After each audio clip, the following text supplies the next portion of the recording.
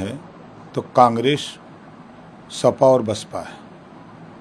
लंबे समय तक शासन कांग्रेस, सपा, बसपा ने किया है। बीजेपी से नफरत सिखाया तो कांग्रेस, बसपा, सपा ने सिखाया मुसलमानों को। और आज़ादी के बाद नौकरियों में 38% मुसलमान था, आज 1% रह गया है। कौन जिम्मेदार है? कांग्रेस, सपा, बसपा जिम्मेदार है। अब बीजेपी के विषय में तो जान ले, आज के तारीख में मुसलमानों के बच्चे, चाहे बीजेपी के भय से, चाहे बीजेपी की व्यवस्था से, जो भी कह लीजिए, आज मुसलमान के बच्चे आईएएस और आईपीएस की कंपटीशन में आ गए।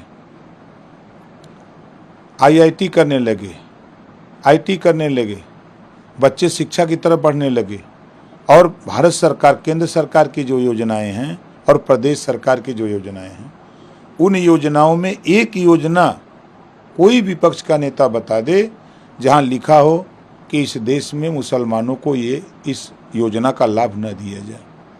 सारी योजनाएं, जितना लाभ कांग्रेस, सपा, बसपा की सरकारों में नहीं हुआ, उससे ज़्यादा लाभ आज माननीय नरेंद्र मोदी जी, माननीय योगी जी की सरकार में उनको लाभ मिल रहा है। उदाहरण कह देना आसान है, धरातल पे जरा टटोल के देखें लोग। 7 साल में एक भी दंगे नहीं हुए। दंगे से खाली मुसलमान नहीं प्रभावित होता है, उसमें हिंदू, मुसलमान, सिख, ईसाई, जैन, पारसी सब लोग प्रभावित होते हैं। 7 साल में उत्तर प्रदेश में एक भी दंगे नहीं हुए, ना कहीं कर्फ्यू लगा। ये भूल गए? आज मुसलमान अमन चैन से है, कानून का राज है। सरकार की जो भी योजनाएं हैं, उन योजनाओं का लाभ मुसलमान भी उसका लाभ उठा रहा है। हित के लिए कांग्रेस की सरकार में, बसपा, सपा की सरकारों में जो मिलीजुली गवर्नमेंट दिल्ली और लखनऊ थी, इन लोगों ने मुसलमानों के विकास नहीं बल्कि मुसलमानों को नफरत पढ़ाया, नफरत सिखाया। इसके अलावा कुछ नहीं किया। अच्छा, राहुल गांधी अमेठी छोड़ रायबरेली से चुनाव लड़ रहे हैं, उसको किस तरह से देखते हैं आप? देखिए, लोकतंत्र है। बाबा साहब डॉक्टर अम्बेडकर जी ने, यही तो आज़ादी है, लोकतंत्र की खूबी है कि सभी लोग स्वतंत्र हैं, कोई कहीं से चुनाव लड़ सकता है।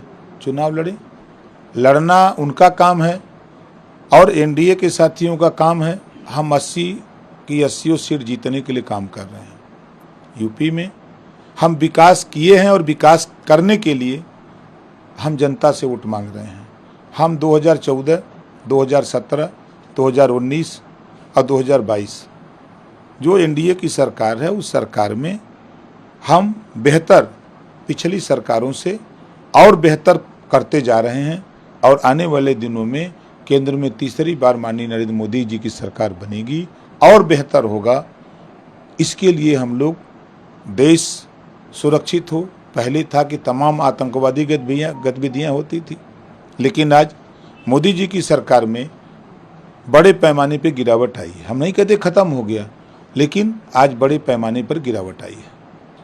अच्छा, वहीं कांग्रेस का कहना है कि जो उत्तर प्रदेश की सभी सीटों पर इंडिया गठबंधन जीत रही है, बीजेपी डरी हुई है।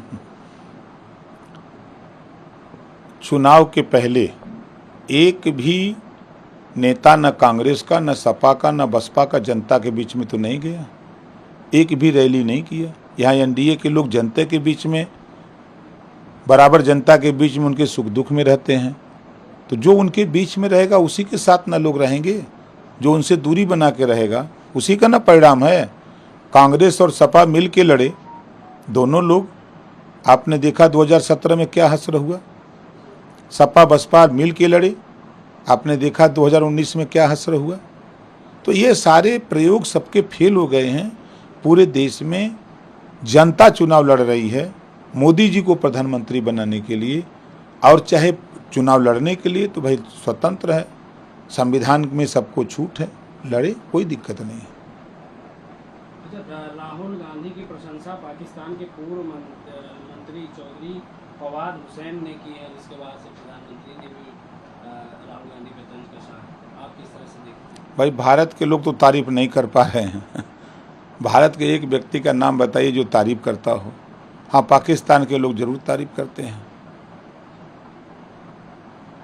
समाजवादी पार्टी के राष्ट्रीय अध्यक्ष अखिलेश यादव कह रहे हैं कि इस बार पीडीए भाजपा को हराने जा रही है, इंडिया गठबंधन की सरकार बनने जा रही है। देखिए, अखिलेश जी 2017 में 300 पार कह रहे थे। कहाँ खड़े हुए? 17 में सरकार नहीं बनी। 2019 में 60 सीट जीत रहे थे, 5 पे आ गए। 22 में 400 जीत रहे थे, 111 पर तो हम चले गए थे, इस नाते 111 पर आ गए।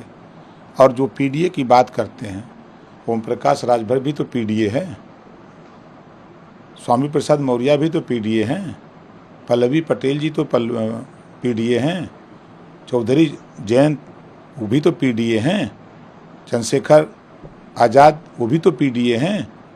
किस पीडीए की ये बात करते हैं?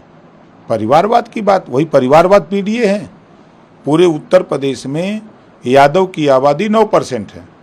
9% में लोकसभा का टिकट उन्होंने बांटा, तो उस बंटवारे में 5 सीट यादवों को दिया, यादव जाति को दिया। और वो किसको दिया? सैफई के लोगों को दिया। भाई भतीजा परिवार के ही लोग लड़ रहे हैं, 5 लोग।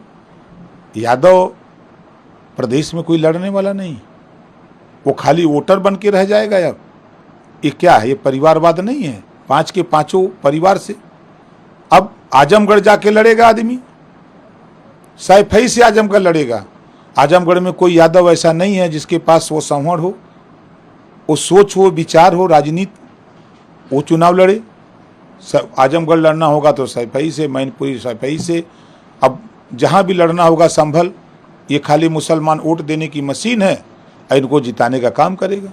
जहाँ मुसलमानों की आबादी है वहाँ मुसलमान को टिकट नहीं देंगे। जहाँ 40%, 42%, 45% वोट है वहाँ मुसलमान नहीं लड़ेगा। जहाँ 10%, 12% है वही लड़ेगा। किस पीडीए की बात करते हैं? जब पीडीए को इकट्ठा करना था तब तो पीडीए को भगाने लगे। भगाते भगाते आज अकेले खड़े हैं। तो कहीं लड़ाई नहीं है, वो झूठ बोल रहे हैं। और उनका पीडीए हवा तो उसी दिन निकल गई, उनके पूरे पीडीए की, जिस दिन नीतीश जी एनडीए में आ गए। जो बचा खोचा हवा थी वो जैन जी ने निकाल दिया। बचा का है? खाली बस जबान बची है, वो बोलते रहे पीडीए का सही नारा अभी तक नहीं उनका तय हो पाया। कभी कुछ बताते हैं, कहीं आप लोगों के सामने कुछ बताते हैं, तो कभी कुछ बताते हैं। वैक्सीन को लेके जो खबरें आ रही, समाजवादी पार्टी का कहना है गलत वैक्सीन जल्दबाजी में लगा दी गई, जिससे कई लोगों की मौत हो गई। इस पर लोगों को जुर्माना देना चाहिए। देखिए, समाजवादी पार्टी के नेता के पास विकास के मुद्दे नहीं हैं। शिक्षा में सुधार कैसे हो, देश में रोजगार बेहतर कैसे हो, नौजवानों को मुख्य धारा में कैसे लाया जाए, प्रदेश और देश विकास के रास्ते पर कैसे चले, इन सब चीज़ों पे चर्चा करने के बजाय नेगेटिव चर्चा करते हैं। जब वैक्सीन बनी उस समय आप भी सोचिए, हम भी सोचें, वो दौर क्या था? उस दौर में ये था कि हम लोग जो है किसी तरह जान बचे।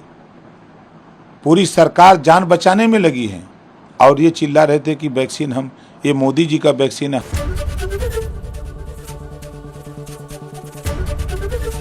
एबीपी गंगा, खबर आपकी, जुबान आपकी।